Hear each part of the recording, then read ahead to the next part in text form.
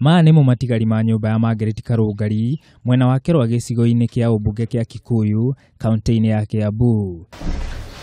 Nyumba ĩrĩa kũratuĩka nĩ gucinwo iracinirwo rĩrĩa Karungari atarari kuo kumana na ngucanio ya mugunda ĩrĩa yambĩrĩirie thutha wa muthuri wake gũkua.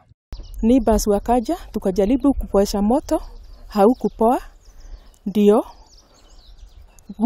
a good Samaritan aliita wazima moto wakaja wakaizima. Kila kitu kilichomeka.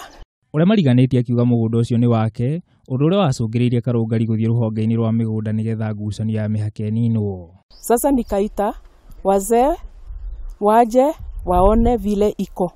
Akasema mpaka ni sawa. Sasa nikasema tutafute survey, akakosa kutafuta, mimi na watoto wangu tukaenda tukatafuta survey. No thengia ya macio ũrĩa mariganĩtie nake akĩmunya mũhaka ũrĩa wekĩrirwo nĩ macorove ya thirikari na ngucanio ĩgĩkĩrĩrĩria makĩria. Before my husband died, there were no fracas. Immediately after 2 weeks, less than 2 weeks, he started threatening me. So I asked myself, where should I go to live? Karungari akiuga nĩ akoretwo akĩheo mĩkana nĩ ũrĩa maragucanĩria mũgũnda nake, no na thengia wa ũcio gũkorwo akĩandĩkĩra borithi ya ndũmĩrĩri icio gũtirĩ ikinya rĩoeirwo gitang'a kĩu. Karungari rĩu no hathara aratarĩrĩria akĩũria thirikari ĩmũteithĩrĩrie kuona thĩna ũcio wa mũgũnda nĩ waninwo kaimana.